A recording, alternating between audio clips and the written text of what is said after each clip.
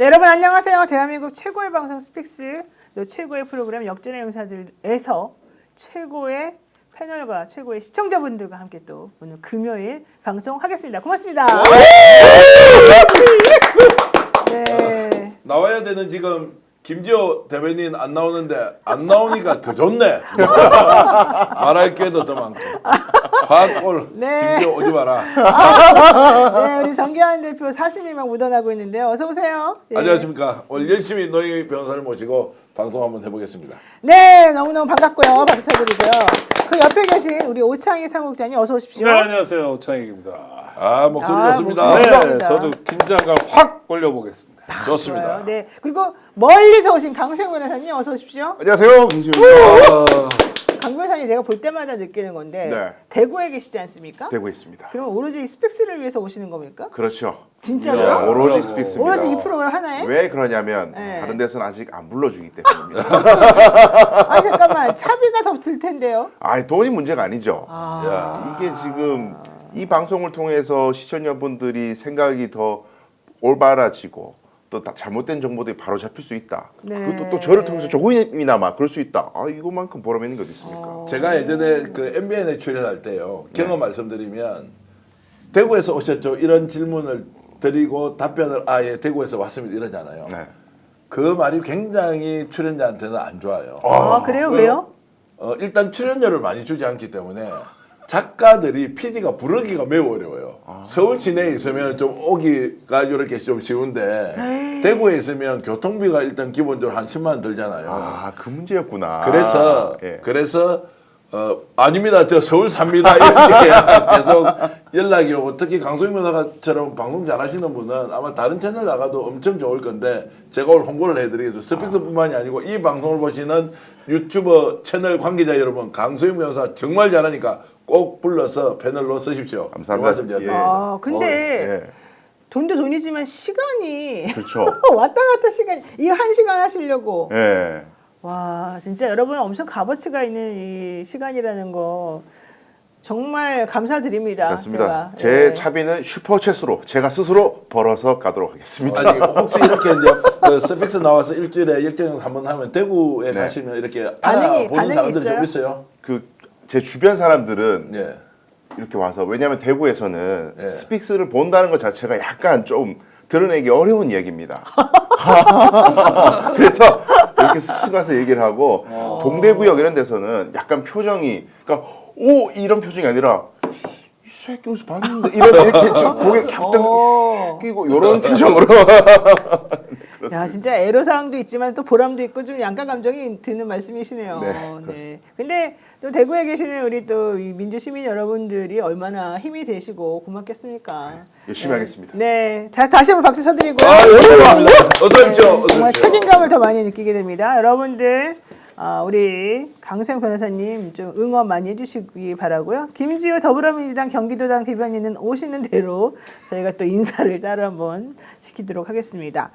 그 거의 3주째 윤석열 탄핵 때문에 사실 정말 모든 뉴스가 들어오지를 않고 너무 화가 많이 나고 짜증난다 이런 얘기들이 압도적으로 많습니다. 그리고 솔직히 다들 많은 분들께서 너무 지쳤다. 도대체가 오늘까지도 안 할 줄은 몰랐다. 근데 이런 얘기들을 많이 하고 계시거든요. BBC 코리아에서도 관련 뉴스가 지금 올라왔다는 겁니다. 이젠 뉴스 보기도 지쳐요. 계속되는 탄핵 정국의 번아웃. 이 말을 사실 제가 오늘 한두 번 들은 게 아닙니다. 어떠십니까, 솔직히? 거의 뭐 도 닦는 심정으로 지금 기다리죠. 네. 완전히 그냥 내 인내심과 내 인격이 어디까지 화를 참을 수 있느냐 이걸 용인하는 심정으로 건드리는데 근데 이게 저는 가만히 생각해 보면 감정적인 문제를 떠나서 이게 진짜 집중해야 될 문제 우리 사회에 많은 현안들이 있고 사람들이 관심을 가져야 될 문제들이 정말 많은데 대한민국은 여전히 문제가 많고 해결해야 될 문제가 있는데 여기 다 몰입이 돼가지고 다른 게 안 보인다는 거예요. 그래서 나쁜 놈들은 더 몰래 나쁜 짓을 많이 하고 도둑놈들은 도둑질을 더 많이 한다는 거죠. 제가 정부 정치인 얘기하는 겁니다. 이런 사회적 비용을 소모하게 만든 이 죄를 도대체 누구한테서 어떻게 뜯어내야 됩니까? 저는 정말 원통합니다, 진짜. 원통해요. 네. 야, 우리 강승 변호사 되게 착한 사람인데 원통하기까지 제가 너무 미안한데요. 예. 그 오늘 국힘에서 헌법재판소에 가서 막 릴레이 이렇게 돌아가면서 한 1, 2분씩 발언하는 걸 제가 보니까 그 중에 한 사람이 그 호감도가 굉장히 떨어지는 정치인 중에 한 명인데 특히나 국힘 안에서도 야 이분이 백혜련 의원이 계란 맞은 거 있잖아요. 아 진짜. 거기에 대해서 뭐라고 얘기하느냐면 자작극이다. 그 이게 미쳤구나 완전히. 자작극이라고 하면서 그런 소문이 있는데 이거 경찰이 빨리 수사해서 밝혀야 한다. 거기서 그런 발언을 하더라고요. 야. 그 사람 누군지 제가 이런 말씀드리고 박덕흠 의원이에요. 아. 누군지 아시죠? 진짜. 그분 정말 의원직을 자기 비즈니스에 활용한다는 소문이 많은 분. 그렇잖아요. 그 뭐 한두 가지가 아니고 영동, 뭐, 예. 예. 충북. 그런데 이제 와. 그런 정도로 발언을 하는 것은 정말로 미쳐버렸구나 다. 자작극요. 그 누가 가서 그러면은 백혜련 의원한테 자작극을 던져라 그래가지고 그걸 맞아가지고 여기에 정말 눈이라도 맞았으면 어떻게 할 뻔해. 그 완전히 덩어리는 맞은 엄청 순간 이게 딱딱해요. 돌하고 똑같다고요. 네, 딱딱해요. 그게 약간 밑에 맞아서 천만다행인데 그걸 자작극이라는 이야기를 하면서 미쳐 돌아가는 모습을 볼 때 정치가 책임이 아니라 국힘이 책임이고 그 위에는 윤석열과 김건희가 책임이고 거기에서 정말로 자신의 정책 입지를 강화하려는 저 정말로 그 파렴치한 행위를 지금 서슴지 않잖아요. 네. 완전 요즘 저는 국힘에 대해서 기존에 갖고 있는 생각을 바꿔버렸습니다. 네, 정말 아니, 상상가기 어려운 말이네요. 그 석동현이라고 윤석열의 변호인은 유도설을 얘기했잖아요. 그 앞에 가서 있는 것 자체가 유도한 거 아니냐? 참. 근데 유도설도 굉장히 고약한 거예요. 그럼요. 근데 그걸 넘어서 이제 자작극까지 나갔다면 정말 막 가는 거고요. 기본적으로 테러 행위, 테러의 결과가 멍든 정도라 하더라도 만약에 계란이 아니었으면 어떻게 했을까 뭐 이런 고민 해봐야죠. 그럼 테러 행위에 대해서는 우리가 정치권, 제도 정치권은 하나의 목소리를 가져야 됩니다. 이건 어떠한 경우에도 용납할 수 없다. 그 대상이 누구여도 안 된다 하는데 이게 우리 사회, 우리 공동체를 지키는 가장 중요한 기본 중의 기본인데 이 기본 중의 기본을 허물어 버리는 거예요. 하긴 계엄까지 만들어낸 사람들이니 오죽하겠냐마는 네. 그래도 지켜야 될 선은 있죠. 그럼요. 말로 해야죠, 말로. 예? 그러니까 반대가 있으면 말로 이러면 안 되잖아요. 뭐 민주당 책임도 있잖아요. 니들이 뭐 탄핵 많이 했다며요. 뭐 이렇게 말로 하고 그게 아니라 지금 국정 돌아가는 거 봐라 이러면서 말로 하는 게 정치인데 정치인들이 그것도 직업 정치인들이 나이 많이 먹은 직업 정치인들이 말 같지 않은 말을 하고 폭력 테러를 사주하고 선동하는 것 같은 건 네. 정말 용납할 수 없는 아니, 일이에요. 그리고 뭐 어차피 이재명 대표 칼 목에 찔려서 정말 큰일 날 뻔한 것도 뭐 긁혀서 누워 있었다 이런 얘기하는 사람들. 그러니까 안철수 의원 네. 깜짝 놀랐잖아요. 그러니까 이게 저는 근저에 미치기도 미쳤지만 그런 이야기 하는 사람 근저 심리에는 셈이 나는 거예요. 왜 저 사람한테 주목이 될까? 막 사람들이 막 관심 가져주고 나는 별로 사람들한테 관심 못 받고 있는데 정치인으로서의 시샘이 느껴져요. 그래요? 뭐 어때 빠졌다는 거죠. 그게. 아니 세미나면 상대는 아무렇게나 해도 된다라고 여기나요? 그러니까 안철수 같은 사람이 그런 얘기 하는 게 막 이재명이 막 그 피해를 입은 것 때문에 막 사람들이 안타까워하고 이런 게 셈이 난다는 거지. 나한테 더 관심 가져줘. 와 그렇게 못됐을까요? 아주 못돼 처먹은 겁니다. 제가 보기에는. 아니 그럼 자기가 정치를 잘하면 되고 자기가 그러니까요. 이 당 저당 왔다 갔다 하지 말고 자기 나름대로 그렇죠. 정치 지도자로서 발돋움하고 국민이 볼 때 야 안철수 정말 쓸만한 정치인이다라는 걸 반복적으로 보여주면 되잖아요. 맞습니다. 아유 뭐 그거 뭐 말해서 뭐 하겠습니까? 이런 얘기를 하는 동안에 김지호 대변인 오셨네요. 어서 오세요. 안녕하세요. 안 오니까. 네, 와. 어서 오세요. 일단 박수는 쳐드리고. 송구합니다. 무엇인지 아세요? 배지는 뭡니까? 태극기하고 뭡니까? 이게 민주당 이제 요즘 배지네. 민주당에서 서울시당에서 제작한 예. 배지인데요. 예. 그래서 오늘 서울시당 가서 좀 받아왔습니다. 근데 김지호 대변인 안 오니까 좋다고 와 올 잘 됐다고 다른 게 늘어나겠다. 저분이 이렇게 저렇게 말했어요. 우리는 안 그랬고 저분이 아, 진짜. 그런데 내가 박수는 쳤어. 왜냐면 페어플레이 하기 위해서. 아니 안 그래도 우리 정계한 대표님 덕분에 저희의 발언 분량이 없는데 아니, 그 작은 분량까지 욕심을 내시다니 그런데 늦게 온 사람은 뭐예요? 그 자기 자라나는 새싹을 좀 키워주십시오. 야, 늦게 오면서 디스하네. 야, 이 되게 독특한 캐릭터가 좀 누구랑 알았어, 오늘 말씀 많이 비슷해지는데 하세요. 갑자기. 알겠습니다. 네, 중간중간에. 어쨌든 BBC 코리아에서 마저도 이제는 정말 뉴스 보기 지칩니다. 번아웃이 왔습니다. 이런 제목으로 우리나라의 이 실태에 대해서 알려주고 있어서 정말 부끄러울 수도 있는데요.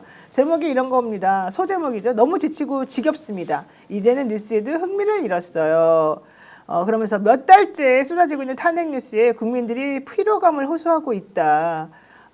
그리고 인간의 몸은 항상성이라고 해서 안정을 찾아가려고 하는 의지가 있는데 자신의 의지대로 어떻게 할 수 없는 일들이 벌어지는 데서 많은 회의감을 느낀다. 이런 얘기를 이제 어떤 교수님의 말을 인용해서 지금 하고 있고요. 국민들 입장에서 도대체 이게 과연 언제까지 갈까? 언제 끝날까? 이것 때문에 너무 스트레스가 많고 정치 이야기라면 가족끼리도 지금 서로 틀어진다. 이러다가 나중에 정치적 무관심으로 이어질까 걱정이 된다. 이제 이런 얘기를 했습니다. 자, 늦게 오셨지만 한 말씀 하십시오. 네. 이게 이제 친위 쿠데타다 보니까 내란 잔당들이 도초에 암약하고 있고 이 사람들을 전부 다 추포하지 못하니까 내란이 계속 지속되는 그 느낌? 그러다 보니까 정의가 지연되고 지연된 정의는 정의가 아니라고 하잖아요. 그 사이에 증거가 인멸되고 내란 잔당들이 비상식적인 발언들을 마구 쏟아내고 있습니다. 그래서 대부분의 국민들이 너무 답답해 하시는데요. 제가 오늘 윤석열 탄핵을 외치면서 1인 시위를 했습니다. 성남에서. 근데 많은 분들이 격려를 해주시더라고요. 저희가 좀 힘들지만 같이 힘 모아서 싸우면 좋은 결과가 있을 거라고 생각합니다. 네, 많은 기사들이 대전 MBC에 탄핵 선고 언제 하냐, 시민 필요 갈등 한계치다 이런 얘기도 했고요. 노컷뉴스에서도 끝모를 윤석열 탄핵 터널 일상화된 갈등 시민들 피로감 호소한다. 또 강원도에서도 탄핵 심판 선거 언제냐, 강원도민들 너무 필요하다. 중부일보도 기약 없는 탄핵 선고 때문에 경기 경찰 기동대 매일매일 서울 원정 가느라고 죽을 것 같다 이런 얘기 썼고 여성신문에서도 탄핵 심판 지연 때문에 시민의 피로감이 최고조다 이런 기사들이 올라오고 있습니다. 자, 우리는 그러면 어떻게 해야 됩니까? 이런 피로감이 이제 높아진 이제 국민들의 상황을 잘 알고 있고, 그 우리도 피로감이 엄청 높지만 진짜 선수들은 이제 이럴 때 어떻게 해야 돼요? 단식하는 분 더 강력하게, 목소리 외치는 분은 더 크게, 평론가들은 더 적극적으로 팩트 하나하나를 가져와서 있는 대로 알려줘야 한다. 이런 이제 의무감을 가지고 하면 프로페셔널이고, 야 나도 같이 다운돼서 못하겠다 이렇게 하면 이제 또 우리가 오히려 질 수가 있다라는 이제 생각을 하고 있고요. 그래 더 열심히 하자. 그래서 열심히 한 덕분에 김지호 우리 대변인 얼굴이 굉장히 하얗고 좋습니다. 그 1인 시위하고 온 사람은 얼굴도 밝아요. 얼굴도 싸우다 밝고 왔으니까. 그러니까요. 그러니까 아니, 저는 근데, 이제 지금 사태가 굉장히 피곤해요. 다 같이 우리 피곤해요. 그러니까 질문을 던져야 됩니다. 국가기관이 뭐 하는 데인지. 그러니까 이건 헌법재판소의 역할이 어때야 되는지에 대해서 헌법재판관들의 고민이 안 보여요. 그러니까 이건 단순히 성찰 정도가 아니라 그야말로 맹성해야 되는데 중요한 역할을 하잖아요. 정권이 바뀔 수 있고 그다음에 매우 중요한 터닝 포인트를 헌법재판소에서 찝어줘야 됩니다. 그러면 어떻게 해야 되냐면 적어도 일정이라도 바뀌어야 돼요. 그러니까 지금 애달파하는 국민들을 좀 생각해줘야 되는데 이런 면에서 완전 젬병입니다. 그러니까 저는 이 헌법재판에서 물론 윤석열에 대해서 탄핵 인용하겠죠. 그래서 윤석열을 파면할 거예요. 아마 다음 주일 것 같아요. 근데 이 얘기가 다음 주일 것 같아요라는 얘기를 벌써 몇 주째 하고 있는데 하여튼 하겠죠. 근데 하더라도 저는 헌법재판소의 역할에 대해서는 짚고 넘어가야 된다고 생각합니다. 왜냐하면 이쪽이든 저쪽이든 국민들이 지금 반으로 나눠졌잖아요. 물론 탄핵이 기각돼야 된다는 사람들은 뭐 20%, 30%밖에 안 되고 인용돼야 된다는 사람 60, 70%라 하더라도 그래도 하여튼 둘 중에 하나로 나눠져 있잖아요. 그리고 헌법재판소 앞에서도 막 달걀이 날아다니잖아요. 이런 경우라면 정말 헌법재판소 소장 권한 대행이 기자간담회를 자청해서 판결로만이 아니라 국민들이 기다리시는 거 아는데 조금 요렇게 돼서 이를테면 탄핵 사건이 너무 많아서 먼저 처리할 게 좀 있다. 그래서 예전보다 이를테면 박근혜 전 대통령 경우보다 늦어지고 있다. 죄송하다. 그러나 아무리 늦어도 3월달 안에 한다. 그때까지 좀 기다려달라. 그리고 단식하시는 분들이 있는데 그런 분들 단식을 멈춰달라. 우리가 부담스러워서가 아니라 정말 건강이 걱정된다. 이렇게 얘기하면요. 어떡할 우리 박수 치죠. 아 정말 저 사람들은 공무원 답구나. 에? 국민의 신뢰를 보내줄 수 있는 사람들이구나 해야 되는데 그런 면에서 아무것도 없어요 지금. 좀 규탄하고 싶어요. 공부 잘해가지고 사법고시 패스하고 판사 됐는데 엘리트여서 정말 좋은 법원에 쭉 다니면서 최종적으로 장관급 대우를 받는 헌법재판관이 되었다. 이 사람들이 지금 국민들한테 하는 거 보세요. 국민들이 있어서 저분들이 헌법재판관 된 거 아니에요? 좋은 대학이 존재했으니까 좋은 대학에 가서 했지. 본인 잘한 거는 공부 잘하는 거지. 공부 잘하는 것으로 저 위치에 올라갔으면 그만큼 사회적 책임을 다해야 한다는 거죠. 국민들이 이게 5천만 국민들이 이렇게 지금 가슴 졸이면서 있는데 한마디 설명을 안 해요. 저는 근본적으로 헌법재판소를 저런 방식대로 둬야 하는 것이 맞느냐 아니냐. 크게 보면 사법 카르텔과 다를 바가 없다. 헌법재판관들이 지금 국민을 대하는 자세는 보수 중도 진보의 문제가 아니라 저런 식으로 다루는 것은 반드시 어떤 식으로든 조치를 해야 한다. 만약 대통령이 저렇게 한다 그러잖아요. 인정하기 대통령은 권위로 따지면 국민 절대 다수의 동의를 받아서 인정하는 최고의 국가 원수잖아요. 그 사람 저렇게 할 수 있습니까?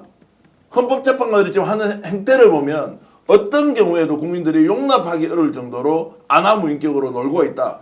어떤 사유에서 딜레이 할 수 있지.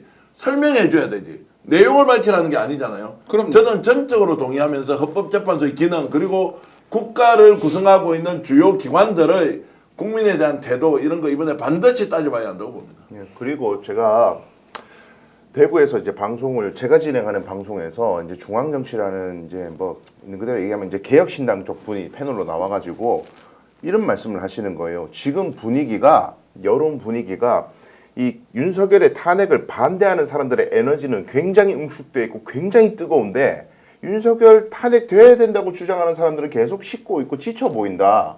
그래서 사회적 에너지가 떨어져 보이고 탄핵이 각하되어도 그다지 사람들이 분노하는 사람들이 많지 않을 것이다. 이따위 말씀하시는 거예요. 그분은 국힘을 쭉 하다가 개혁신당 가신 분인가요? 그렇죠. 예, 그래서 제가 너무 화가 나고 짜증이 났지만 진행자라서 못 싸웠는데 근데 저는 저를 돌이켜봤어요. 아 나도 모르게 이거 정말 신문한다 치친다 왜 안 나와 짜증나 이런 분위기에서 나도 모르게 다운되지 않은 이런 생각이 들더라고요. 근데 시민분들은 여전히 광장을 지키고 있고 여전히 고생스럽게 밤을 새시는 분들이 계시더라고요. 그래서 제가 진짜 스스로 반성했습니다. 그래서 모두가 각성해서 뭐 다음 주 금요일인지 언제인지 모르겠지만 이 에너지 그대로 유지하고 어디서 그런 말도 안 되는 망발 안 듣게 우리 하나로 여전히 너무 냉소적으로 제가 댓글 보니까 막 오히려 비관적으로 얘기해 줬으면 좋겠다는 분도 있더라고요. 불안한 게 싫으니까 차라리 안 좋게 얘기해 달라. 그런 태도 우리 보이지 맙시다. 그건 패배주의야. 우리 다 같이 한번 에너지 한번 내보자고요, 진짜. 그래요, 아니, 좋아요. 제가 한 예를 하나 들어줄게요. 작년 9월, 10월에 스픽스에서 우리 강혜경 씨 모셔서 놓고 인터뷰할 때 제가 속으로는 아니 공중파 신문도 두려워가지고 저렇게 대담하게 방송 못하는데 유튜브 방송에서 저렇게 했다가 보복당하지 않을까? 근데 지금 어떻게 됐습니까? 오세훈 압수수색 당했습니다. 정말 이 스픽스에서 강혜경 씨 모셔다 두고 용감하게 방송했고 이 많은 분들이 여기서 좋아요 퍼뜨리고 기사화되고 그러니까 방송사, 신문사 모두 달라붙어서 아직 김건희, 윤석열까지는 수사하지 못했지만 이 사항이 오세훈 서울시장이라는 대권주자 압수수색까지 이어졌잖아요. 저는 사실 유튜브 방송 스픽스도 그러한 영향력을 행사할 수 있다. 그래서 지금 시청하시는 분들이 지금 보시고 좋아요 눌러주시고 공유해 주시고 적극적으로 동참해 주시면 윤석열 내란숙의 탄핵 멀지 않았다고 생각합니다. 네. 그리고 아니 두 분 법조인 압수수색을 검찰이 공개적으로 가잖아요. 우리 오늘 아침에 오세훈 털러 갈 거예요. 대상은요 집무실하고요. 그 다음에 주거지하고요. 집이에요. 이렇게 예. 할 거예요. 그 다음에 부하들 한두 명 털 거예요. 라는 건 뭡니까? 검찰이 일정하게 수사를 다 마무리해 놓은 거잖아요. 잡으러 가는 거잖아요. 오세훈이 뭐라 그럽니까? 기다렸습니다. 이러더라고. 아니, 그래도 정치 좀 했다고 위헌한 척 하는 거예요. 아니, 그러니까 완전 센 척이지. 뭔 놈의 정치인이 압수수색을 기다리고 있습니까? 이재명 대표 그렇게 많이 당했어도 기다린 적이 있었겠어요? 한 번도 없을 거 아니에요. 올 때마다 싫잖아요. 올 때마다 업무 방해하는 거 해집어 놓고 자존심 상하고. 근데 오세훈 씨는 어떻게 되냐? 감옥에 가기 직전이거든요, 지금. 지금 정말로 문제가 심각한 상황인데 그러고 있어요. 이걸 김지호 대변인 말씀처럼 이 지형을 만들어낸 거예요. 우리 스픽스가. 정계환 대표님. 박수 한번 제가 한 게 아니고 뭐 아니, 노인 그러니까. 변호사가 우리 같이 방송하시는 여기 뭐라고 분들이 하는 거고. 아니 어찌됐든 뭐 갑자기 뭐 우리가 어떤 역할을 했느냐 이제 이런 것보다 좀 지쳐 있을 때 우리가 좀 붐업은 좀 하자. 그리고 또 노인 변호사 취재 열심히 하고 저도 취재한 내용 보면 대세는 관계없다. 그리고 이것도 희망 고문하지 마라가 아니라 우리가 좀 더 객관적이고 과학적으로 접근해서 분석했을 때 대세와 관계없다.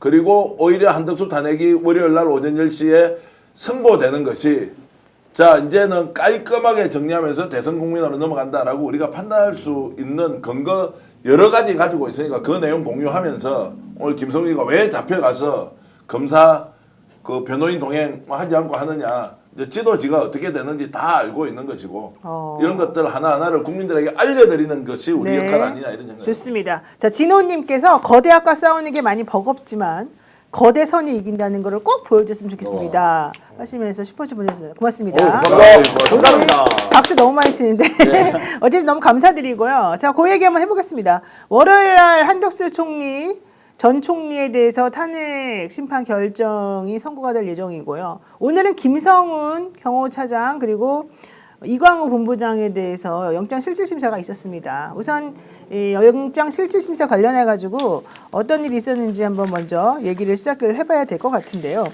오늘 변호인 없이 그냥 갔다는 거예요? 뭐예요? 정확하게 어떻게 된 겁니까? 아니 어떻게 된 게 아니라 지금 경찰이 영장을 신청했죠. 영장 청구권은 검사만 가지고 있는데 네네. 검사가 끊임없이 반복적으로 청구를 안 해줬어요. 이게 3번이었고. 그랬죠. 그래서 뭐 형식적이고 귀속력도 없지만 영장심의위원회에서 그렇게 하지 말라고 그래가지고 어거지로 지금 영장 청구까지 간 거죠. 그러니까 이건 뭐냐면 견적이 다 나와 있는 사건이에요. 견적이 나왔어. 그렇죠. 전문 왜냐하면 용어가 나오네요. 법원이 발부한 영장을 집행하는 거를 아주 대놓고 업무방해를 해버린 거거든요. 네. 그러니까 영장주의에 정면으로 반하는 짓을 해버린 거예요. 총 들고 있다고 또는 숫자가 몇 명 된다고. 그러니까 이거는 정말 법의 엄중한 심판을 받아야 되는 거고 네. 변호사가 사실 가서도 해줄 얘기가 별로 없어요. 두 분이 변호인으로 만약 따라가신다면 성훈 씨가 좀 반성하고 있어요. 성훈 씨 의도는 아니고 대통령님에 대한 대통령님이라고 하면 안 되겠구나. 대통령님 부부에 대한 사랑과 존경이 커서 잠깐 실수했나 봐요. 뭐 이런 정도 얘기 말고 뭘 얘기하겠어요. 실질심사에서. 근데 더 웃긴 거는 검사가 영장실질심사에 참여도 안 했습니다. 이게 정리를 해보면 그래요? 예, 오전 10시 반부터 영장실질심사를 받았는데 심사는 2시간도 안 돼서 빨리 끝나버렸고 지금 남대문 경찰서 유치장에 이 사람들이 지금 결과를 기다리고 있다라는 얘기고요. 검사가 영장실질심사에 참석 안 하는 건 사실 저는 잘 본 적이 없는데 그러니까요. 어쨌든 자기네가 영장 청구를 계속 반려해서 그랬는지 모르겠지만 검찰이 영장 실질심사에도 참석하지 않으면서 아예 의지가 없는 거 아니냐 이런 얘기가 좀 나왔거든요. 네. 우리 변호사님 얘기 좀 해주십시오. 전 제 생각에 쪽팔려서 그런 것 같아요. 진짜 쪽팔려서. 검사가? 검사들이? 검찰이 네. 쪽팔린 게 네. 왜냐하면 이때까지 검찰이 영장 청구를 3번이나 깠잖아요. 네. 근데 그 지금 영장 청구된 내용들이 언론에 보도된 걸 보니까 진짜 여러분들 모두를 정말 경악할 내용들이 들어가 있어요.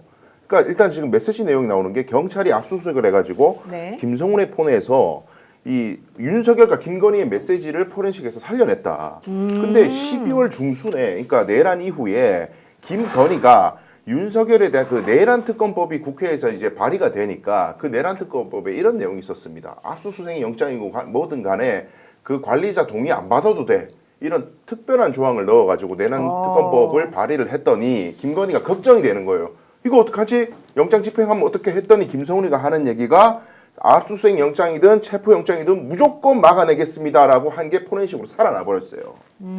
그리고 두 번째 내용이 김건희가 1차 영장이 집행된 이후에 그러니까 첫 번째 실패했죠. 영장 집행이. 그 이후에 경호처에게 실망이라고 너네들 총 가지고 있으면서 안 쓰고 뭐 했냐 이런 그랬죠. 내용이 그쵸. 지금 보도가 되고 있습니다. 네, 네. 게다가 포렌식으로 살아난 게 1월 7일에는요. 윤석열이가 김성훈에게 흔들림 없이 단결 국군 통수권자의 안전만 생각한다. 일관된 임무 하나만 생각한다. 이렇게 메시지 보낸 게 포렌식으로 살아났고 이게 지금 청구서에 다 들어가 있습니다. 영장 청구서에. 그러니까 무조건 영장을 막으라고 윤석열이 지시한 거예요. 여기까지만 보면 여러분 김건희, 윤석열, 김성훈 전부 공범이라는 거예요. 그러네. 근데 이걸 경찰이 압수수색해가지고 포렌식에서 살려내는데 이때까지 검찰이 이거를 보고도 영장 청구를 안 했다? 미친놈들이지 이건. 근데 이제 와서 이제 억지로 청구를 했어요. 안 하면 안 되는데 영장심의에서. 그래서 했어. 나와가지고 너무 부끄러운 거예요 지금. 이런 것도 다 드러나고. 검찰은 진짜 대우각성해야 됩니다. 아니 근데 안 나갈 수가 있습니까? 영장실질심사하면 검사가 구속을 해달라고 이렇게 요청을 해야 되는데 검사의 청구로 진행되는 거죠. 검사의 그러니까 청구. 그런데 검사가 안 하고 수사관이 나갔다 이런 전례가 있나요? 영장실질심사를 하면 구속을 해야 되는데 시켜야 무슨 되는데 본적 없어요. 아니 진짜 이걸 웃기는 게 봐주는 거를 아예 노골적으로 국민들 앞에서 우리는 그냥 구속 원하지 않으니까 나 안 나갈래 이게 되냐고요. 원래 절차상 가능합니까? 가기 싫으면 안 가도 돼요? 들어본 적이 없다고. 저는 이런 거 본 적이 한 번도 없어요. 한 번도 네. 제가 이재명 대표의 동지들, 저의 선후배들이 영장 심사를 받을 때는요, 검사들이 저도 그때 처음 봤습니다. 변호사들도 처음 봤다고 네. 하는데요, PPT를 4시간 합니다. 그리고 한두 사람이 오는 게 또 아니잖아. 야, 아니 막 가서 6명이 와서 PPT를 4시간, 5시간 하니까요. 변호사들도 다 그런 얘기를 하더라고요. 아니 검사들이 PPT를 5시간 아니 그건 진짜 처음 봤다. 이렇게들 얘기하시더라고요. 그래서 저는 검찰이 김성훈 경호차장에 대한 그런 구속에 대해서 정말 열의가 없다. 재판부에 뭐 좀 구속영장 기각하든지 말든지 그런 신호를 준 게 아닌가 그런 생각이 사실은 들고요. 기각시켜달라고 시위한 거나 마찬가지죠. 여기 경찰 수사팀만 들어갔다는 거예요. 아니 그러니까 그걸 어떻게 우리가 용납을 해야 돼? 그러니까. 아니, 그 그러니까요. 판사가 그럼 영향을 받습니까? 그러니까 검사가 안 지금- 했기 지금 때문에. 검찰청 해체를 위해서 검사들이 정말 발악을 하고 있는 거예요. 이런데도 우리 조직을 그냥 두실 거예요? 그러니까 예를 들어서 어떤 범죄를 저지른 것 같은 사람이 있고 증거인멸이나 도망의 염려, 어떤 혐의가 중대해가지고 구속영장을 청구했는데 이 결과가 어떻게 됐든 우리 관심 없어요. 어쩔 수 없이 한 거잖아요. 하기 그러니까 싫은데 따라 영장 그럼- 수사심의에서 그냥 하라니까 어쩔 수 없이 그냥 한 티를 팍팍 내고 있는 그러면은 거죠. 아무리 헌법에 검사의 뭐 청구로 인하여 뭐 영장 이렇게 나왔다 하더라도 검사가 가지고 있는 권한에 대해서 국민들은 다시 생각해 봐야 됩니다. 아니 게다가 얼마나 중요한 건입니까? 김성훈이가 지금 아까 말씀하신 것처럼 윤석열 대통령 부부를 지키려고 그 난리를 다 쳤고 영장 뭐 무조건 막아내겠습니다. 뭐 이렇게 얘기했고 잘못하면 내전에 준한 사태가 어. 벌어질 수도 있고 우리 경찰관들을 향해서 그것들이 총을 쏠 수도 있는 총 갖고 아주 다니면 중요한- 뭐해 이런 중요한 얘기까지 나오고 상황이잖아요. 이런 상황인데 검찰이 나는 절대 영장 청구하기 싫었어. 체포영장 이거 집행하는 거 다 자체가 잘못이었어. 이런 티를 지금 팍팍 내고 있는 얘기거든요. 그러니까 우리가 보통 권력을 남용한다, 권한을 남용한다 이런 게 아니고 자세히 보세요. 자, 이 경호처장이 대통령을 지키기 위해서 국민들 앞에 총부리를 겨눌 수 있었고 그 밑에 있는 직원들 다 징계해버렸단 말이에요. 그랬는데 검사가 직접 출석해서 이 새끼 구속시켜야 된다는데 안 나가. 이것은 무슨 이야기예요? 근데- 야 국민 너 개돼지인데 임마 권력 없는 놈들 까불지 마. 야당 지랄하고 자빠졌네. 됐어. 야 우리는 우리 마음대로야. 원래 임마 검사는 그렇게 하는 거야. 검찰 조직이 원래 그런 거야. 사법부라는 게 원래 그런 건 너희들 몰랐어. 아직 세상 물정 모르네 너희들은. 그래서 임마 우리가 똑똑히 보여줄게. 살아있는 권력 윤석열이고 김건희가 뒤에 있는데 지금 뭐 김성훈 구속시킨다고? 잘 봐. 우리 안 나가. 이게 임마 대한민국 검찰의 본 모습이야. 라고 국민들한테 선전포고를 하는 그럼 것이다. 내가 국민 입장에서 얘기하면 그런다고 예. 구속 안 될 것 같아? 3시간만 기다려봐라 바로 영장 나오지. 그렇게 살려주려고 그렇게 한번 애써봐. 구속이 안 되나. 자, 그래서 판사의 라고 결정이 얘기하고 너무너무 싶은 중요한데 거예요. 이런 상황을 보면 검사가 지금 국민들한테 보여주는 이 태도를 어떻게 설명할 것이냐. 그러니까 많은 사람들이 또 이렇게 얘기합니다. 아니 경찰이 주도적으로 영장 신청한 부분에 대해서는 검사가 안 나가는 경우가 종종 있습니다. 이례적이지 않습니다라고 얘기를 하는데 그렇지 않아요. 이게 중요한 사건인 경우에는 경찰이 수사를 했다 하더라도 자기네가 다 나갔어요. 그리고 나가는 게 맞고요. 질문이 있습니다. 네. 오늘 만약에 윤석열이 탄핵이 됐어요. 파면됐어. 대선 레이스가 시작될 것 같아. 그런데 김성훈이 오늘 잡혀갔어. 영장 실질심사 하는데 검사가 안 나간다고? 나갔죠. 나가죠. 안 나간다고? 100% 나가죠. 나가지. 1000% 나가고 한 명이 하고 5놈, 10놈이 나갈 수도 있다고. 그럼요. 이렇게 지금 기회주의적 행동을 하고 있는 이 검찰 조직, 우리가 어떻게 봐야 하느냐. 그럼 우리 같은 놈들 이제 잡아가서 나중에 고문하겠네? 저는 근데 김성훈 경호차장하고 김건희 씨, 윤석열 내란수계가 그 소통한 부분 있잖아요. 이 시점하고 내용에 대해서 한 번 더 짚을 게 있어요. 네. 자, 김성훈 경호처장이 12월 중순 김건희 씨로부터 어떤 지시를 받은 거잖아요. 그때가 언제입니까? 12월 14일 윤석열 탄핵. 내란수계는 탄핵 소추를 받아서 직무가 정지됐을 때입니다. 더더군다나 김건희 씨는 의무 없는 자예요. 아무런 직위가 없는 자예요. 그런데 그런 자의 지시를 받았다? 두 번째, 1월 달에 윤석열로부터 또다시 지시를 받죠. 그렇죠. 나를 지켜라. 이것도 윤석열이 탄핵 소추를 받아서 직무가 정지됐던 때 권한 없는 자가 국가 공무원인 김성훈에게 지시를 한 거 아닙니까? 근데 그 지시 내용이 뭡니까? 공권력의 정면으로 도전하라는 얘기잖아요. 네. 그러면 이거 사실 내란 범인 은닉 아니면 내란 증거 은닉 더 크게 보면요. 네. 내란에 가담한 죄 아닙니까? 그런데 이러한 사항을 경찰과 검찰이 알았는데 이거 관련해서는 왜 수사를 안 하죠? 아, 정말 그렇습니다. 근데 그것도 그렇지만 이제 아까 한 말에 연결해 보면 법정에서 의견 진술을 해야 되는데 의견 진술을 할 수 있는 사람이 검사, 변호사, 피의자거든요. 근데 이제 요즘은 판사들이 적극적으로 물어보기 전에 예전에는 이제 변호사들이 많이 했는데 판사들이 적극적으로 물어보면 그때야 변호사들이 대답을 하도록 되어 있어요.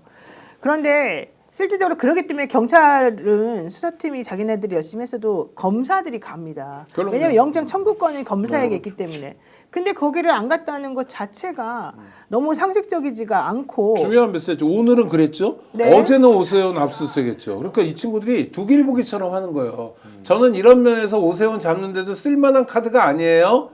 라고 얘기하고 웅변하고 있고 정치 쇼를 하고 있고 그러나 아직 세상은 안 바뀌었잖아요. 이러고 정말 직무를 유기해버리고 있고 이해할 수 없는 그러니까 사람들이에요. 조지호 경찰청장하고 김봉식 서울경찰청장 구속영장 실질심사할 때 그래서 경찰이 다 주도적으로 수사했지만 검사들이 다 가서 이걸 했던 거거든요. 그러니까 이게 또 중요한 게 제가 또 생각해 보면은 어쨌든 김성훈이라는 사람이 윤석열과 김건희에게 굉장히 총애를 받는 사람이고 이 사람만큼은 구속이 안 되게 하려고 각고의 신경을 쓴 것 같은데 검찰이 나와가지고 윤석열, 김건희가 바깥에서 돌아다니고 있는 상황에서 김성훈이는 잡아 넣어야 됩니다라고 판사 앞에서 설명할 깡이 없다 검사가 이런 생각도 들거든요. 눈치를 네. 보고 있다. 여전히 윤석열과 김건희가 시퍼게 뜨고 간섭하는구나. 그런데 어쨌든 그런 걸 다 떠나서 지금 이제 오늘 밤에 아마 결과가 저는 나올 것 같은데 확정적입니다. 제가 보기엔 구속이 확정적인 이유가 김성훈과 이광호 이 사람들은 실제로 증거인멸을 했어요. 그러니까 삭제 지시를 했어요. 증거를 네. 삭제하라고. 구속 사유 중에 가장 대표적인 것이 증거인멸의 우려인데 이건 우려가 아니라 했어. 증거인멸을. 게다가 두 번째로 이 김성훈이라는 사람이 윤석열의 지시를 받은 적 없다. 그냥 내가 법률에 따라서 경호한 거다. 맞아요. 이따위 진술을 했는데 윤석열의 문자가 나왔잖아요. 그렇죠. 이 자식이 거짓말한 거야. 공범을 은닉한 거예요. 그렇죠. 윤석열의 공범 사실을 은닉한 거예요. 이거는 100% 1000% 이건 구속 사유예요. 네, 게다가 김건희 씨하고 이 경호처의 이 차장하고 나눈 대화가 텔레그램 캡처 형태로도 그대로 다 남아 있었고, 그러니까 윤건영 의원이 야, 사생팬이야 이런 얘기까지 지금 했는데 김 여사가 어쨌든 윤 대통령을 의미하는 부의를 언급하면서 부의가 염려한다. 특검법 때문에 영장 집행 들어오는 것에 대해서 걱정한다. 이러니까 김성훈이가 걱정하지 말아라.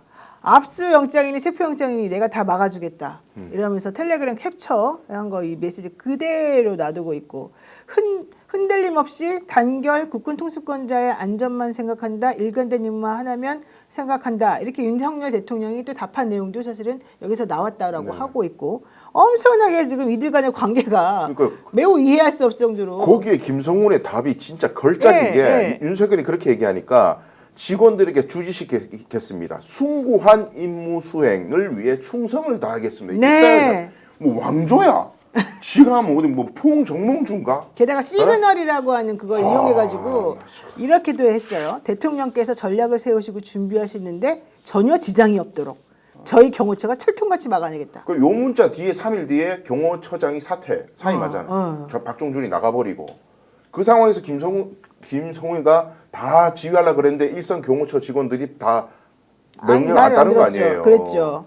근데 이놈을 구속을 안 시키고 이제 인사보복을 하도록 법원이 냅둬 검찰이 냅둬 이게 진짜 나라가 이 꼬라지라가 어쨌든 되겠습니까? 그러나 박정준이가- 그냥 냅두지는 않을 겁니다. 법원은 구속영장 발부할 거고. 박정준이 사임하기도 전에 김성훈이가 사실은 이들하고 끈끈한 관계 유지하면서 박정준이를 옆으로 제껴놓고 자기네끼리 이런 짓을 했었다는 얘기입니다. 결론은. 그러니까 국가 공무원인 김성훈이가 왜 그런 짓까지 하냐. 제 생각으로는 그러네요. 윤석열, 김건희 내가 정말 엄청난 이권을 김성훈에게 권한을 주지 않았으면 김성훈이가 그렇게까지 충성을 했을까. 그러니까 국가 권력을 철저히 사적으로 편취한 사례가 적나라하게 드러났다. 이렇게 봐야 됩니다.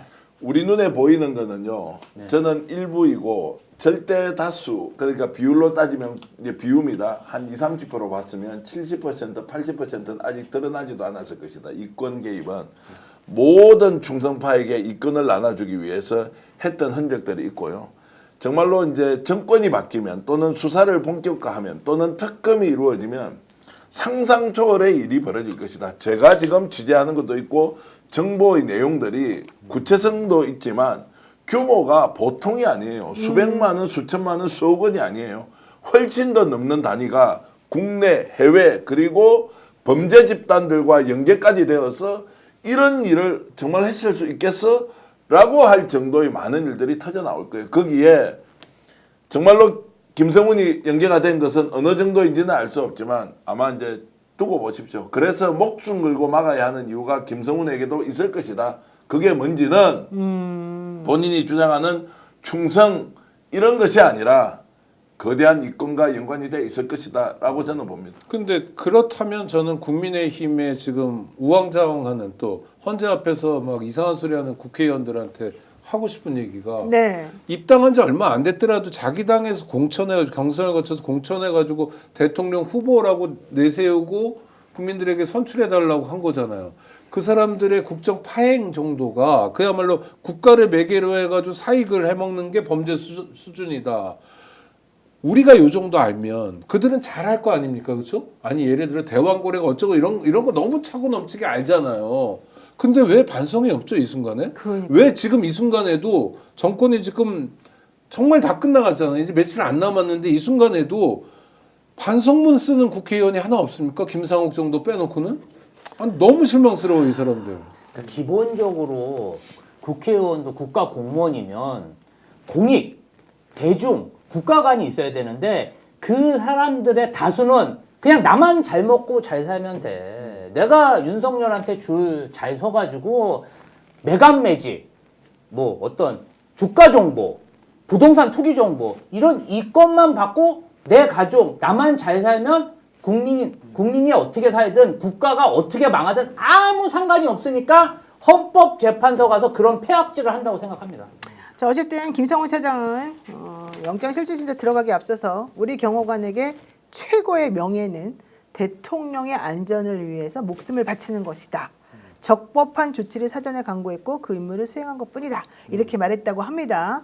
오늘 영장 실질심사 결과가 어떻게 될지 정말 주목이 되고 그리고 그 있습니다. 중요한 포인트, 관전 포인트, 이 내란과 관련해가지고 연결되는 거 자꾸 쟁점 내세우는 게 서부지방법원에서 발부한 체포영장이 불법이다. 그래서 공수처가 체포한 것도 불법이다. 네. 불법에 항거한 김성훈은 정당한 행동을 했다. 이따위 얘기를 계속하거든요. 서부지방법원이 지금 이 영장도 심사합니다. 이 김성훈에 대한 영장 발부 여부를요. 이번에 종지부를 찍어야 됩니다. 공수처의 수사 권한이 없니? 체포 권한이 없니? 이 문제 서부지방법원이 깔끔하게 자기들이 발부한 영장이 지금 불법이라고 주장하는 거잖아요. 이번 기회에 확실히 마무리 짓길 바랍니다. 그래서 매번 1차에서 2차도 그렇지 않다 수사권에 대해서 분명히 영장에서 확인을 했잖아요. 네. 법원이 반복적으로.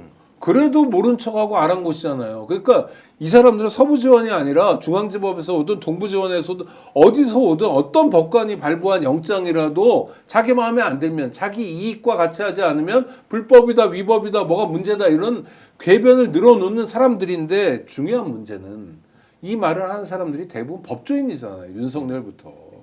법을 공부하고 법을 집행하면서 먹고 살았던 사람들이 이렇게 법의 근간을 깨부술 수 있습니까? 공동체를 유지할 수 있는 근간은 남겨둬야 될 거 아니에요. 아무리 지 앞길이 급하더라도. 당위로서 얘기하는 게 먹히지 않는 세상이 되었다. 국회의원들이 오늘 헌법재판소 앞에서 발언하는 것을 국회의원들이 바라보니까 와 이분들하고는 앞으로 대화나 협업을 통해서 뭔가 국가의 중요한 그 이제 사안을 토론을 할 수 있을까? 너무나 똑같은 사안을 다르게 바라보면서 당연하듯이 주장하는 이게 혹시 내가 잘못됐나 이 사람이 잘못됐나 오늘 검사가 나가지도 않고 구속 여부를 판사의 이제 결정에 기대할 수밖에 없는 이제 이런 상황들을 생각하면서 와 진짜 대한민국이 이렇게 간다 그리고 당위적인 이 이야기해봐야 무슨 소용이 있지 그러면 나는 구체적인 행동을 또 뭘로 하지 이제 이런 생각을 하면 참담합니다. 솔직히 말씀드리면 참담하고 와 그래도 오늘 판사가 구속시키겠죠. 그럼요. 노 변호사님. 자, 이런 것도 있습니다. 김성훈 차장이 윤석열 대통령의 비화폰 서버 삭제 지시랑 김건희 여사 총기 사용 질책 의혹에 대해서도 부인을 다 그런 해버렸어요. 적이 없다고 이제 나오더라고요. 네, 네.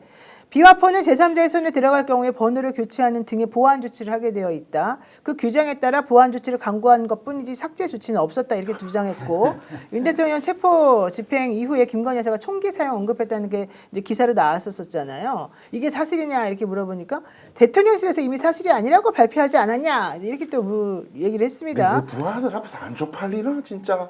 네. 부하들 입에서 다 그리고 나왔는데. 경찰이 제출하지 않았던 비화폰 불출 대장 이거를 검찰에만 제출했다는 의혹이 있었거든요. 여기에 대해서도 보안상의 이유로 특정된 번호에 대한 불출 대장은 원래 제출하지 않고 불출 및 반납 일시를 확인시켜 준 정도이다.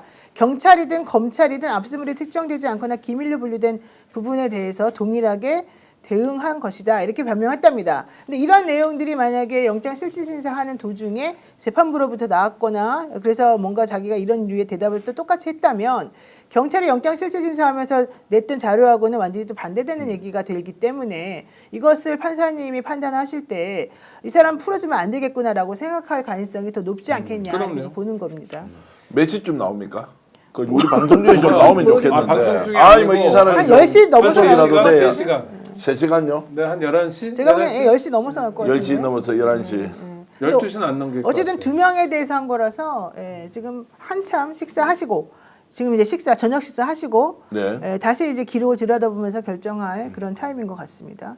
어쨌든 김성원 충성심, 김건희 씨에 대한 충성심은 대단하다, 어마어마하다.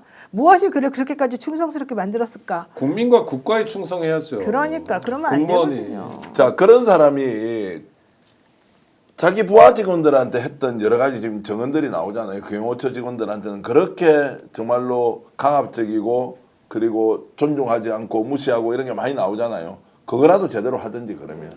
네, 자 어쨌든 이 두 사람에 대한 영장 실질심사 결과는 우리가 좀 나중에 또 보도록 하고요. 우리 방송하는 도중에 나오면 좋겠지만 그건 아닐 것 같고요. 또 더 중요한 지금 주제로 들어가야 됩니다. 한덕수 국무총리 탄핵 심판 선고가 사흘 앞으로 다가왔습니다. 한덕수 기각될까요? 인용될까요? 이게 사실 화두인데 오늘 여권에서 또 이런 주장합니다. 한 총리가 복귀하면 즉 한덕수에 대한 탄핵이 기각되면 최상목 대행이 헌재 재판관 2명 임명한 거 무효 아닙니까? 이런 주장을 또 여권에서 했다는 거죠. 네. 짜증나.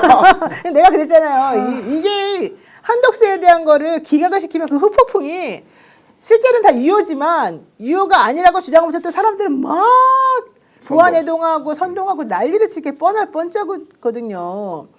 그러면서 최상목 권한대행이 헌재 재판관들 임명한 거를 문제 삼을 것이 사실은 재판관들 입장에서도 충분히 예상이 되기 때문에 이 부분과 관련해 가지고 어떤 결론이 나와야 되는지, 그러니까 이거는 어떤 결론이 나올까가 어떤 결론이 나와야 되는지 당위적인 측면에서 우리가 꼭 생각해봐야 됩니다. 김재원 전 최고가 YTN 라디오에 나와가지고 각하 결정이 나오면 최상목 대행의 법적인 효력이 또 문제가 될 수 있다. 정계선 조한창 임명 효력이 어떠냐. 이 논란 분명히 우리는 짚을 것이다. 심장이 안 좋은 것 같아요. 갑자기. 아유, 답답해. 미치겠어요, 진짜. 자, 어떻게 보십니까? 기각입니까, 인용입니까? 한번 얘기해 보시죠. 당위로 보면 인용이 맞습니다. 한덕수는 그러니까 월요일 날 파면될 겁니다. 오전 10시에. 그러나 현실감을 가지고 보면 기각될 가능성도 상당히 있다. 네. 원칙으로는 인용이지만 기각을 시키는 건 뭐냐면 전 헌법재판소가 지금까지 보여줬던 태도들.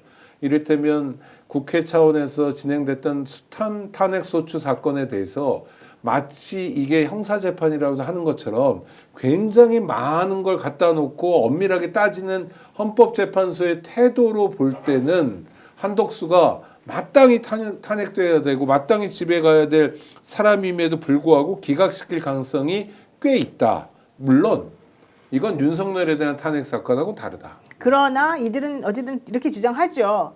결국은 그 재판관 2명에 대한 임명도 문제가 되는데 그런 2명이 참여한 윤석열 대통령에 대한 탄핵 심판 결정 우리는 못 받아들인다. 물론 이건 자기네가 원하지 않는 결과가 나왔을 때 이제 하는 얘기지만 그렇게 사실 주장하면서 엄청나게 시끄럽게 만들 가능성이 아니 근데 그거 말이 꼬인 게 지난번에 저 누굽니까 감사원장하고 검사 3명에 대한 탄핵 기각했을 때 네. 용비어천가를 날렸거든요.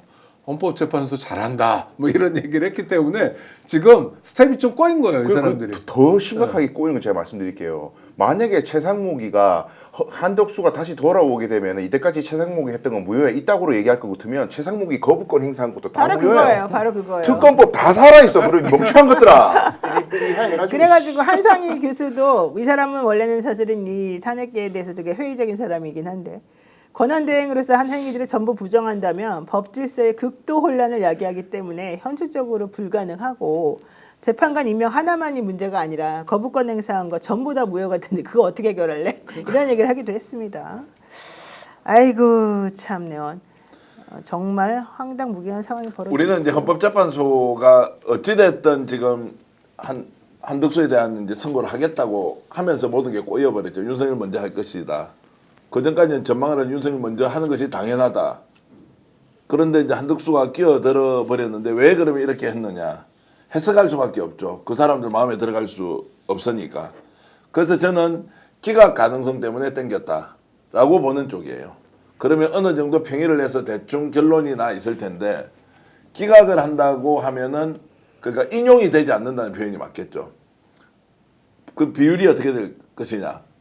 투표든 하든 내부에서 이제 평의로 결정을 했을 때 저는 5대3 또는 4대4로 기각이 될 것이다. 그러니까 인용의 의견이 더 많지만 결국 그것이 파면에 이르기 위해서는 3분의 2 동의가 있어야 하니까 그것이 이르지 못한 상황으로 기각이 되지 않겠느냐. 당론적으로 보면 당연히 헌법재판관 세 사람을 임명하지 않은 행위가 중대하기도 하고 또 위헌적 사항이기 때문에 그렇게 가야 되는데 대선이라는 상황을 고려했을 때 뭔가 헌법재판소가 정치적 판단을 할 수밖에 없는 상황이라는 걸 저는 인정하는 쪽에서 보면 기각을 하되 비율은 4대4나 5대3이 나올 것이다라고 전망을 하고 있습니다. 좀 더 네. 비관적인 전망. 예. 일단 비관적인. 기각하되 8대0 기각할 거다. 그러니까 불법도 있고 그러나 파면에 이를 정도가 안 됐다. 아니 이게 헌법재판소 여태까지 일반적으로 쓰고 있는 논거예요. 잘못한 게 있어. 문제가 있어. 그러나 그렇다고 해서 파면할 건 아니야. 우리 재판부는 그렇게 할 건 아니야.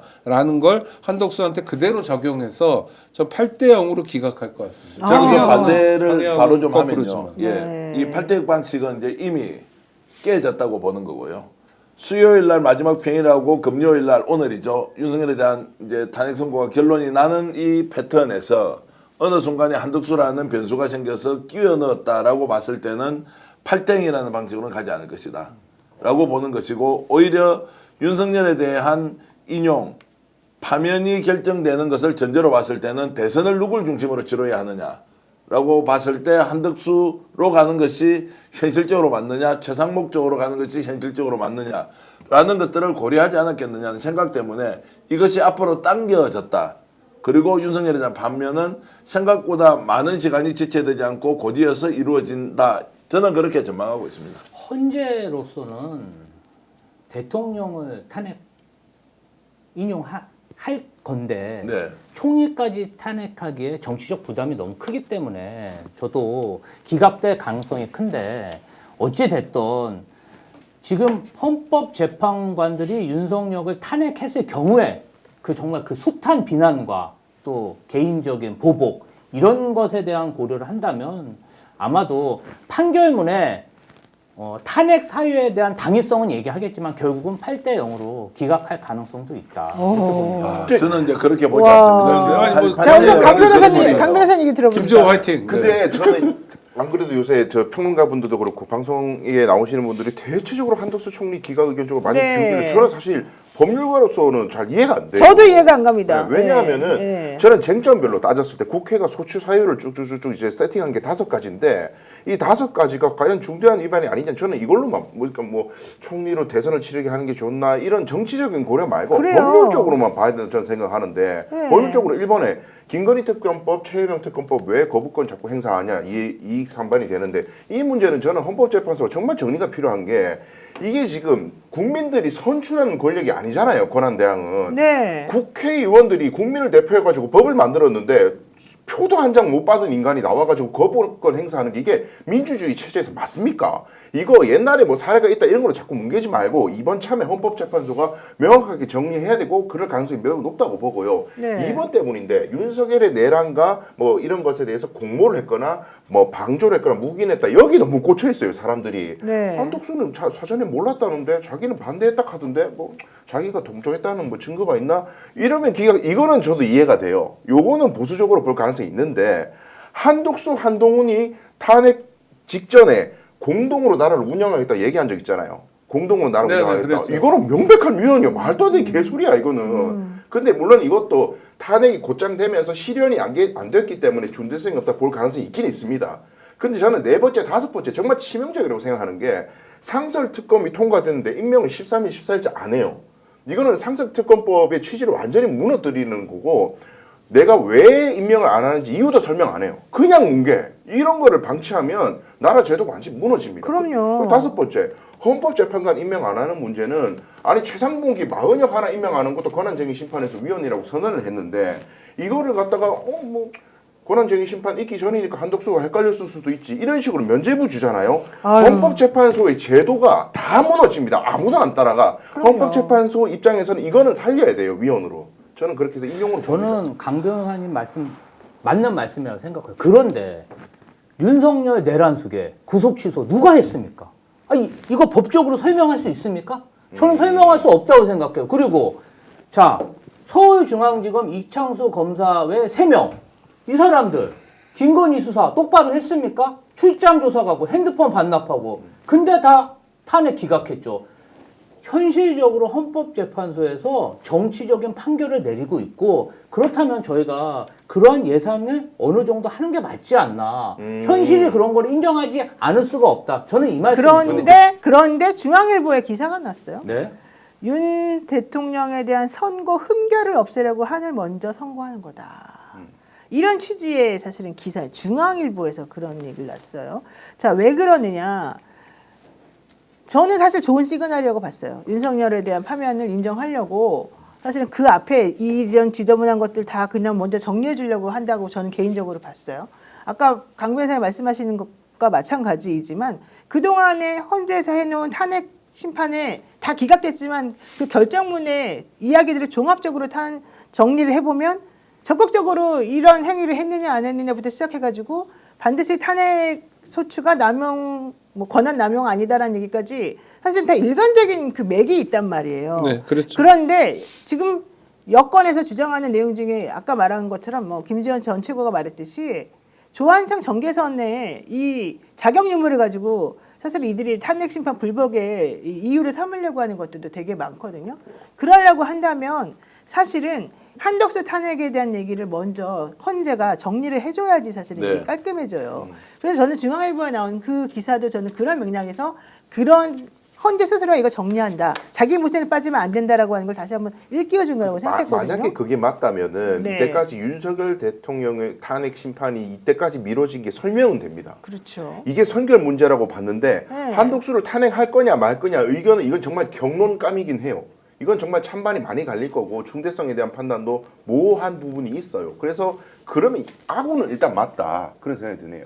그래서 짧게 말씀하십시오. 하겠습니다. 예. 그래서 한덕수에 대해서 기각하고 기각의 여세를 몰아가서 윤석열을 파면하는 구도로 갈 거라고 봐요. 저는 그렇게 그런데 본다는 8대 0은 아니다. 이제 제가 문제를 하나 제기하자면 이제 이런 거예요. 굳이 양보를 해서 헌법재판소가 왜 지금 한덕수를 먼저 가져왔느냐. 제가 가정해 볼게요. 윤석열을 먼저 파면을 했습니다. 결정이 났습니다. 그 뒤에 만약에 파면을 하면 어떻게 됩니까? 대통령이 없지 않습니까? 공석이거든요. 최상목이 권한대행을 받지 않습니까? 최상목으로 대통령 선거를 60일 내에 치러야 돼요. 그런데 한덕수를 그 뒤에 기각을 해버립니다. 한덕수를 기각했다. 한덕수가 다시 대통령 권한대행이 됩니까 안 됩니까? 이것은 우리가 한 번도 경험을 해본 적이 없어요. 대통령이 지금은 직무가 정지됐으니까 돌아와서 권한대행을 할 수 있는데 대통령이 파면이 돼버렸어. 이제 존재하지 않아. 그런데 권한대행이 최상목인데 그 뒤에 한덕수가 기각이 돼버리는 상황이 오면 최상목 자리를 대체할 수 있느냐 없느냐는 것은 엄청난 혼란을 불러올 수 있어요. 경험을 한 것도 없지만 법조항도 없어. 그러니까 기각 안 시키면 되잖아요. 그러니까 앞으로 아니, 당겼다는 말씀인가? 네. 그러니까 그런 인용을 말씀이긴 해버리면 한데. 끝나는데 만약에 기각이 되어서 권한대행으로 살아오는 조건으로 후단에 뒤에 이제 이렇게 판결을 할 경우에 어떻게 되느냐라는 문제를 깊이 고민했을 것이라고 해석하는 헌법학자. 그리고 저는 이것도 하나 꼭 제 예. 개인적 말씀드리고 싶은 거는 아까 정치적인 목적 때문에 한덕수 체제 하에서 대선 치르는 게 오히려 더 낫다라고 한 생각 때문에 그럴 수 있다라고 하셨는데 저는 최상목이가 지금 태도는 이렇지만 만약에 윤석열 대통령이 조기 대선 치른다는 거는 윤 대통령에 대한 파면이 인정됐다는 얘기잖아요. 근데 저는 파면됐다고 하면은 최상목이가 행동을 또 그렇게 안 할 것 같아요. 저는 이렇게 반론을 제기할게요. 헌법재판소가 지금 한덕수가 믿겠어요? 아니면 헌법재판소는 최상목이 제가 어떤 식으로든 끝장내야 되겠다고 생각하겠어요? 헌법재판소가 현재 권한을 가지고 있다고 생각하고 헌법재판소는 한덕수가 더 밉죠. 한덕수가 더 미운 게 아니고 지금 자기는 임명을 마은영을 하라고 했는데 이걸 미루고 있는 아닙니다. 그것은 이제 따져봐야 돼요. 따져봐야 되는데 따져봐야 그래도 되는데 그래도 두 명은 명이나 임명해줬잖아요. 했잖아요. 연말에 그래도 두 명이라고 임명해줬잖아요. 했죠. 정계선 한덕수는 조한창을 하나도 안 임명했잖아요. 했는데 한 사람을 임명하지 않은 것에 대해서 다시 탄핵과 관련된 심사를 했지 않습니까? 위헌성에 대해서. 그런데 이거 임명하라고 했는데 임명을 하지 않고 있어요. 자, 그럼 이렇게 여쭤볼게요. 자, 지금 헌재가 다뤄야 될 게 3명이에요. 윤석열, 한덕수, 최상목이에요. 최상목은 소추는 안 됐지만 이제 곧 다뤄야 될지 몰라요. 이런 상황에서 헌재 재판관들의 관심은 누굽니까? 윤석열이죠. 나머지는 뭐냐면 스키다시예요.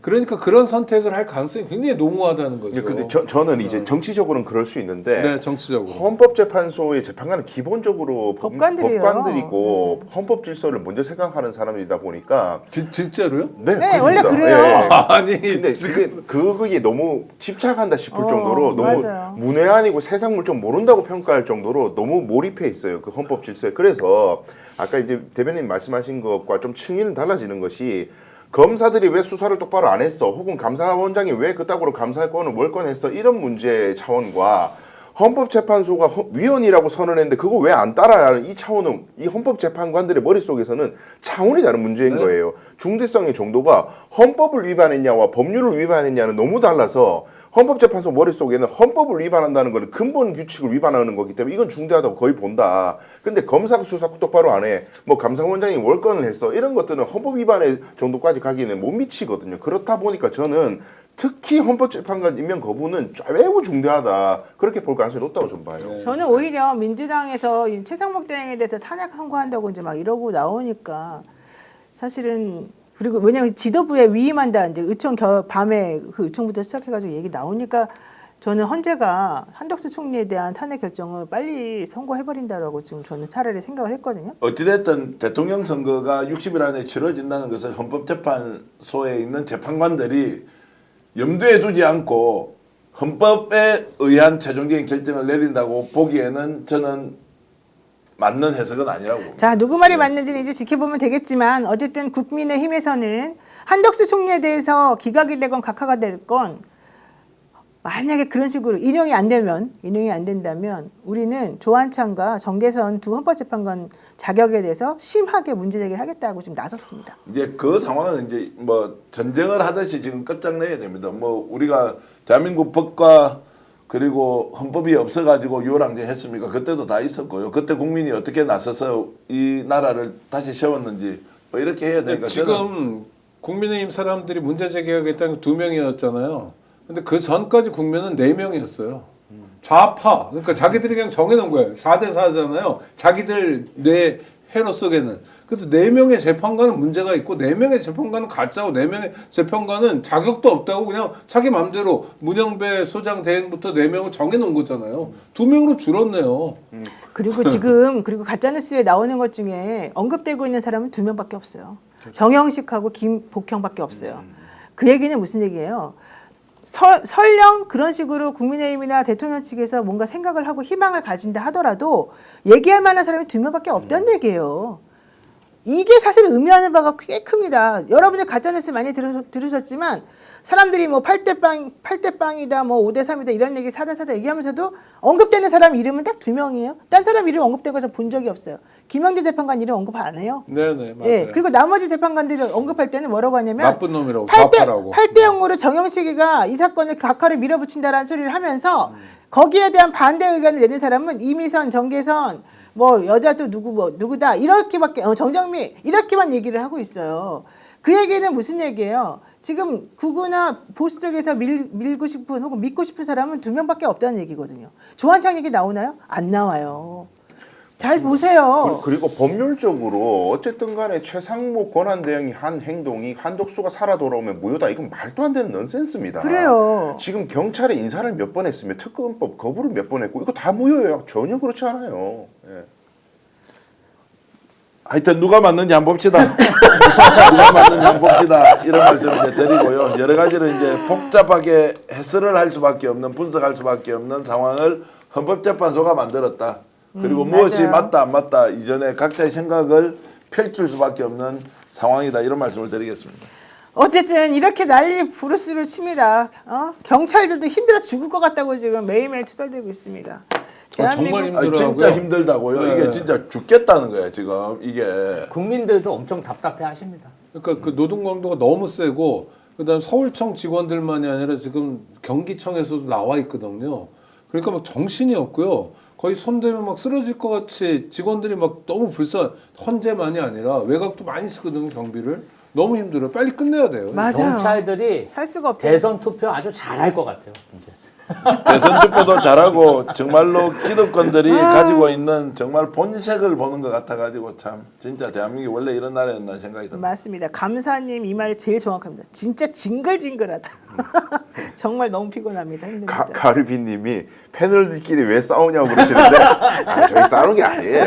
아름답게 토론하는 거예요. 그래도 진경민님, 안간나님, M님, 피노키오님, 푸른하늘님 많은 분들이 그래도 댓글 또 우리 방송 보시면서 주고 계시고 댓글 주지 않지만 어딘가에서 또 만몇천 명이 방송 듣고 있지 않습니까? 이분들도 애국자시고 대단하십니다. 여러분들 이분들을 위해서 우리가 박수를 한번 고맙습니다. 금요일 네. 저녁에. 근데 근데 구독, 좋아요 눌러주세요. 동접은 13,000명이 넘는데 구독은 좋아요는 별로 안 눌러주죠. 좋아요 지금 마지막 누르고 그러면은 네. 노영 변호사가 홍보 방송을 시작하시는 게 어떻겠습니까? 구독 좋아요 여러분 꼭 눌러 주십시오. 좋아요 누르면 더 많은 분들이 동시에 전 세계에서 함께 시청할 수 있습니다. 네.